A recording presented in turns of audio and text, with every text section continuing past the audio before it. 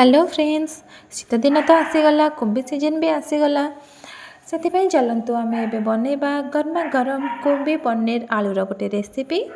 से कि पैन नहीं जिबे पैन रे तेल नहीं जिबे कोबी को मुझे आगुरी काटी नहीं ताकू भाजी ने मुझा घोरे देती कहीं तेलटा छिटक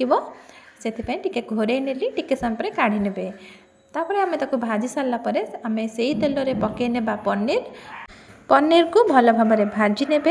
पनीर सेप को मुझे टाइप रखी आपड़ चाहिए आउ टे बड़ रखिपारे पनीर भाजी हो गला एबे आम से तेल रे नहीं जावा गोटा मसला तापर पियाज पियाज मुझे गोटे बड़ नहीं आउ 3 चामच नहीं जाइए अदा रसुणर पेस्ट ताको आम भल भाव में भाजवा से लुण हलदी मु पकई नहीं एबे ताको आम घोड़े घोड़े भाजी ने घोड़े देले शीघ्र मसलाटा आमर रेडी हो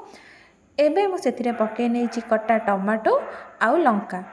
जेहेतु छोट छुआ घरे अच्छा तो से खाइबा को प्रोब्लेम हम से मुझे लंका नहीं जाइए कंचा लंका फ्लेवर बहुत बढ़िया आसो आ रेड चिली पाउडर नहीं जाइए मुझे घोरे देती ये देखो मसला आमर कि आसला मसला हो गला से आम पकई भाजी रखी कोबी आउ पनीर ताको आम एबे गोलेबा